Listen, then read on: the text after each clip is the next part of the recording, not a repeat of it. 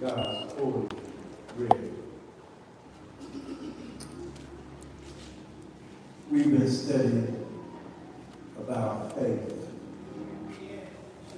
taken from Hebrews, the 11th chapter. But I want to read a few scriptures into your hearing. And as I read a couple of scriptures into your hearing, I want you to find the 51st Psalm. In most Bibles, it's somewhere in the middle. Even though it's in the middle of the Old Testament, most Bibles, if you open it, you'll end up in Psalm. Find Psalm number 51. Each psalm is a book in and of itself. And there are 5 divisions in Psalm. 1 through 41 is the first division. 42 through 71 is the second division. So this is in the second division of Psalm where we're going today. But let me read into your hearing from 2 Samuel. I want to read this into your hearing from 2 Samuel, the 11th chapter. I want to read verse 2 into your hearing. It says, "And it came to pass in the evening time that David arose from off his bed and walked upon the roof of the king's house. And from the roof he saw a woman washing herself. And the woman was very beautiful to look upon. David sent and inquired after the woman. One said, Is not this Bathsheba, the daughter of Eliab, wife of Uriah, the Hittite?" Then I'm going to take you to the 12th chapter. Verse 5 and verse 6 says, "And David's anger was greatly kindled against the man. And he said to Nathan, As the Lord liveth, the man that hath done this thing shall surely die. He shall restore the lamb fourfold, because he did this thing, and because he had no pity." And Nathan said to David, "Thou art the man." Then I want to read verse 2 Samuel chapter 12, verse 13 and 14. It says, "And David said unto Nathan, I have sinned against the Lord. And Nathan said unto David, The Lord also hath put away thy sin. Thou shalt not die." Now I want to take you to Psalm 51. So this is after David has slept with another man's wife. This is after the prophet Nathan had came and talked to David and told him the story of one man having 10 lambs and another man only having 1. And the one with 10 took the one from the one who only had 1. And Nathan told him, "That's you, David." He told him that you're going to die. Then he finished it by David repenting and Nathan telling him, "You shall not die." But now in this 51st Psalm is David's prayer to God, his Father. He said, have mercy upon me, O God, according to thy loving kindness, according to the multitudes of thy tender mercies, blot out my transgressions. Wash me thoroughly from my iniquity and cleanse me from my sin. Amen. For I acknowledge my transgression, and my sin is ever before me. Verse 4 says, against thee and thee only have I sinned, done this evil in thy sight, that thou mightest be justified when thou speak, and be clear when thou judges. Using these verses for a subject on today,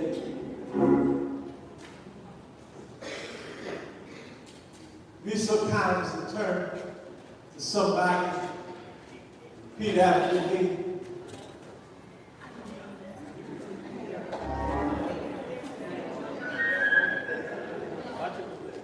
I want y'all waiting on me.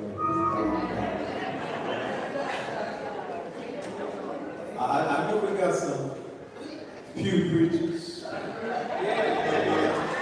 Some of y'all pretty good. Wait on me. Say, neighbor. Neighbor. Oh, neighbor. Oh, neighbor. Because of my faith. He'll forgive my sin. Talk to him like you know what you're talking about. And say, neighbor. Oh, neighbor. I am not perfect. I got some faults. But he will forgive my sin. Yes,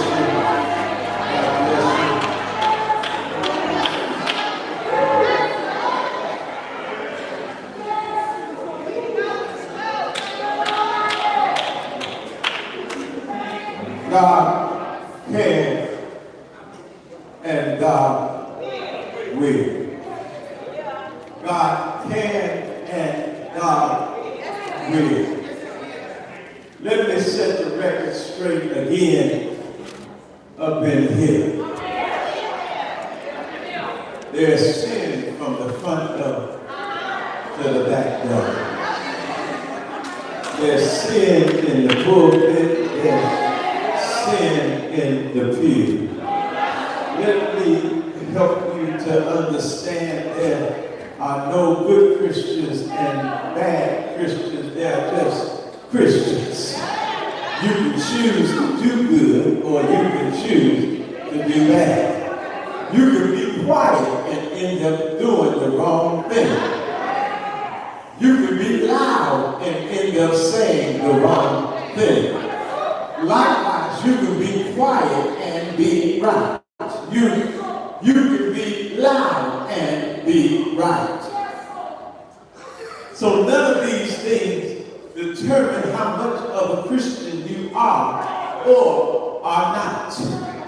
You have to make a life-changing decision that I'm going to change my thoughts before my mouth ever gets into the situation. Because there are some folk who talk wrong and live right. But there are also some folk who live right but talk wrong all the time. In other words, you can come into church and what they say is no indication of how holy they are. Because just because they know how to say holy things, it does not make them a holy person. The same mouth that can speak Jesus on Sunday can cuss you out on a Tuesday night.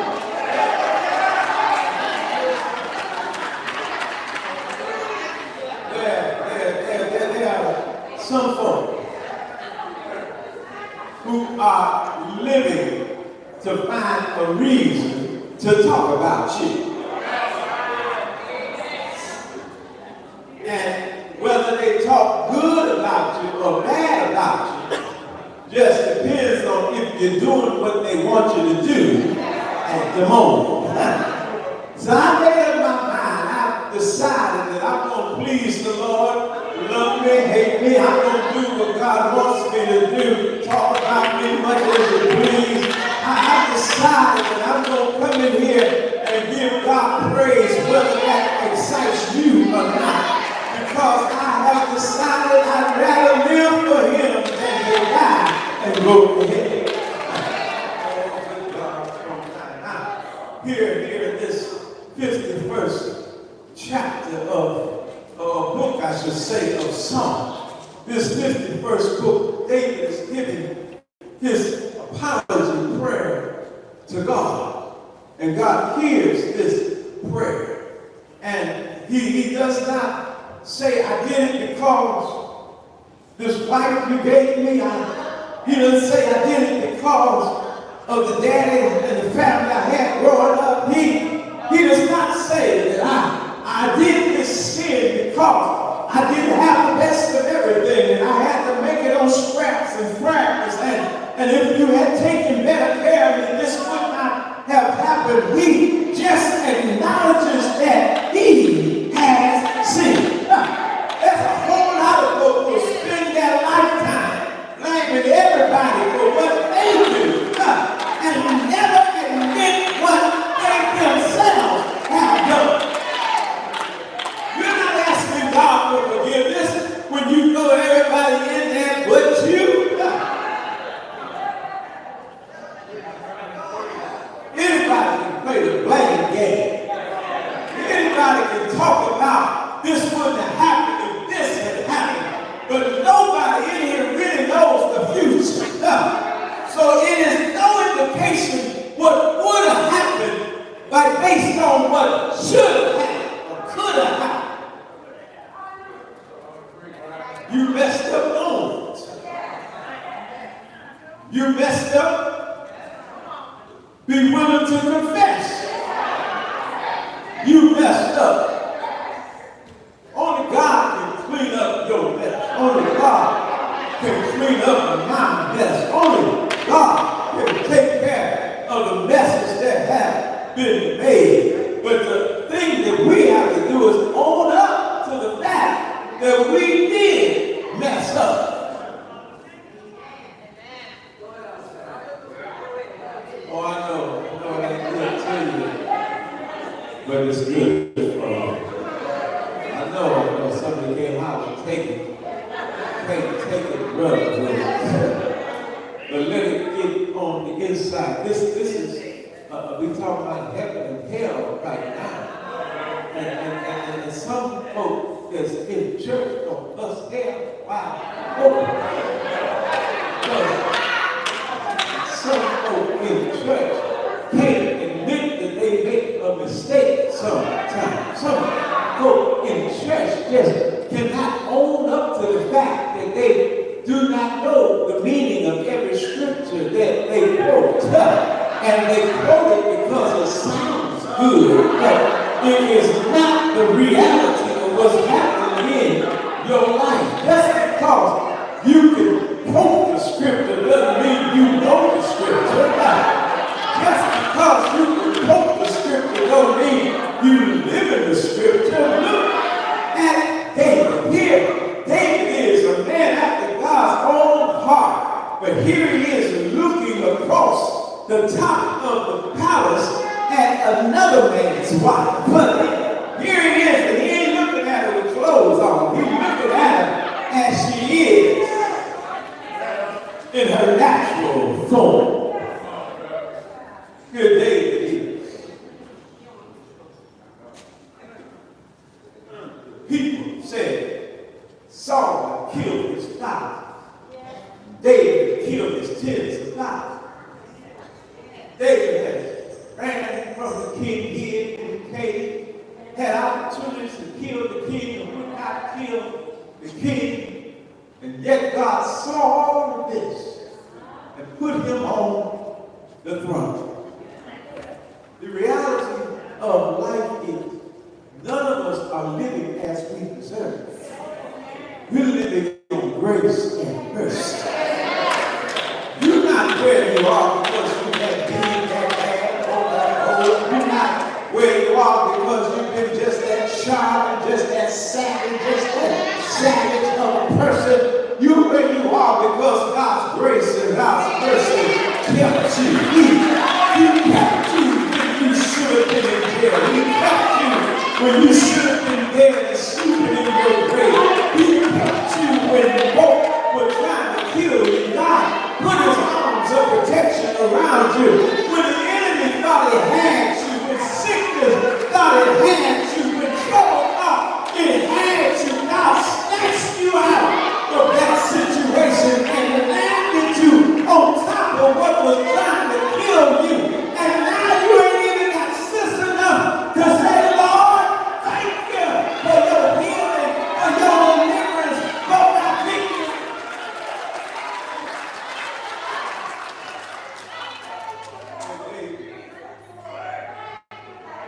David had slept with another man's wife.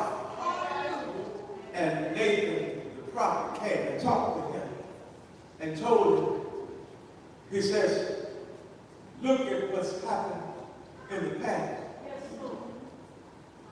Samson was going to marry a woman, and the king gave his wife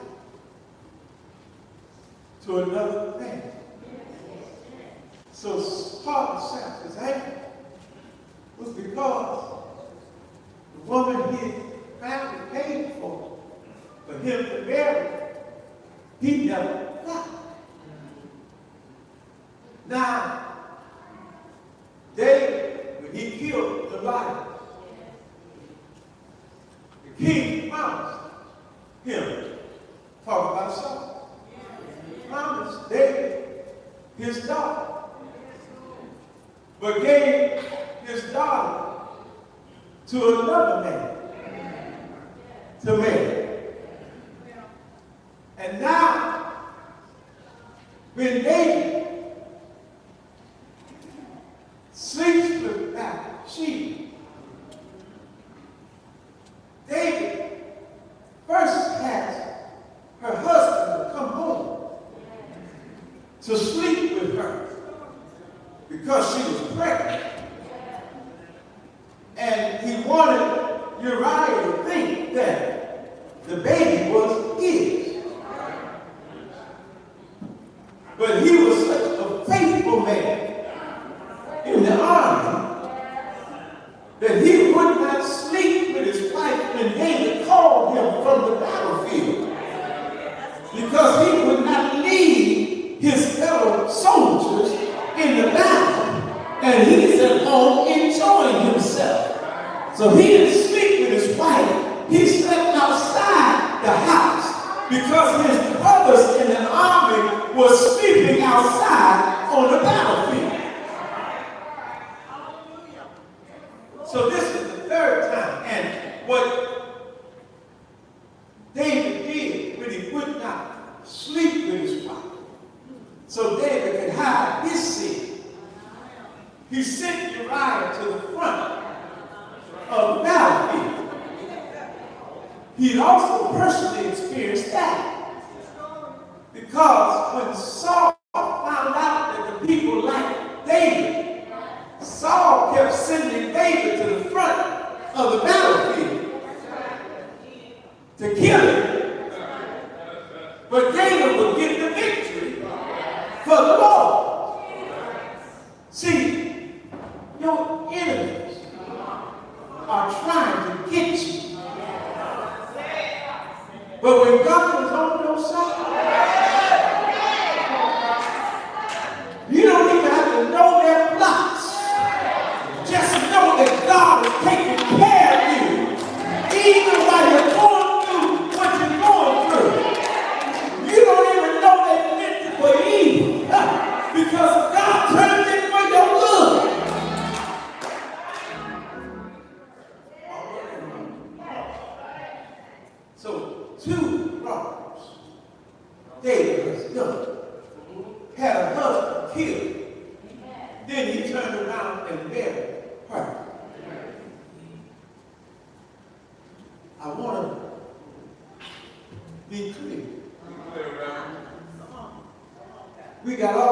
church sins. Because you got to be careful. If you walking around the church and you think you're better than somebody, God got news for you. If you up in here, you count how long you've been here, and so now you think you ought to have some kind of favor or some kind of privilege up in here. Excuse me, not your house. Excuse me, this is God's house and not your house. So I don't care how long you've been in here, you can get an eviction notice from God.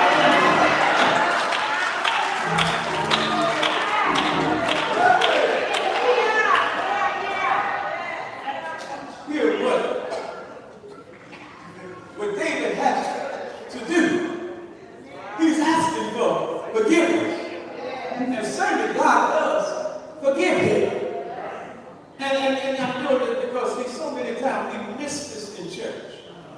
That yes, God will forgive a multitude of sin, but there's still a consequence for sin. I'd rather face the consequence from a forgiving position as opposed to facing the consequence from an entitlement position. Because a lot of folk in church think that they have entitlement. Entitlement is not of God.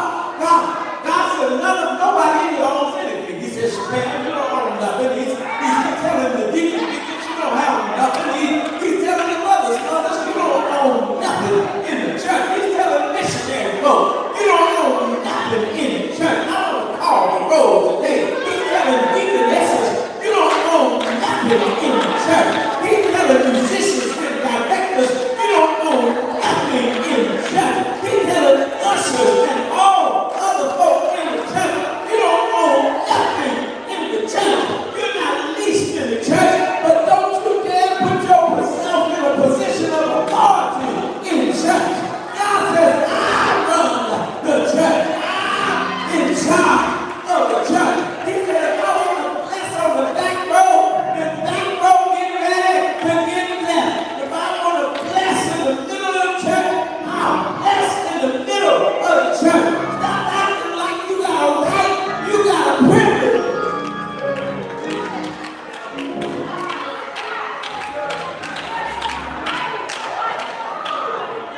They check your sin record at the door, you'd have never got in here. If they check the last time you talked about somebody, you'd have never got in here.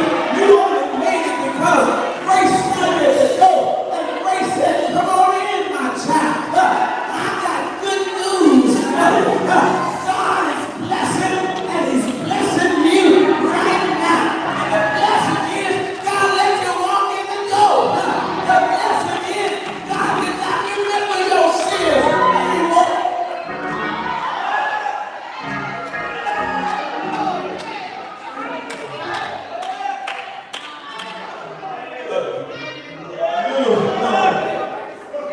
Fact about David is that he had 9 sons.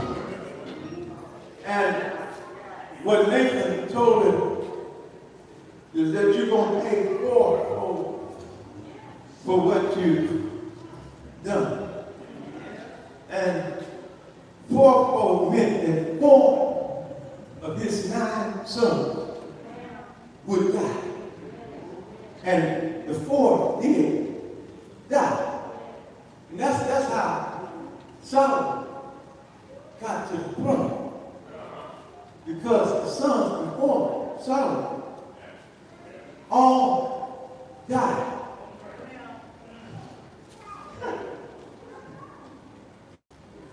Serving God will cost you something. If you think it's a cakewalk, buy you the biggest cake you can buy.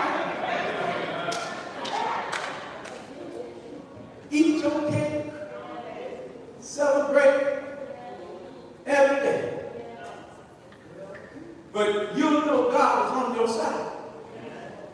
Not while you eat your cake, but when trials start coming your way, you start having stomach aches and you can't explain it. When you start having pains in places that you didn't even know you had places, that's when you know the Lord is on your side. But not just because you have pains, but when folk that you helped hurt your feelings. When folk that you were good to turned their back on you. When folk that you lifted up kept trying to knock you down. That's an indication that the Lord is on your side. David had to testify that I done messed it up with you. It was all right when I messed it up with the king. It was all right when I messed it up with some of my enemies. But now that you're not happy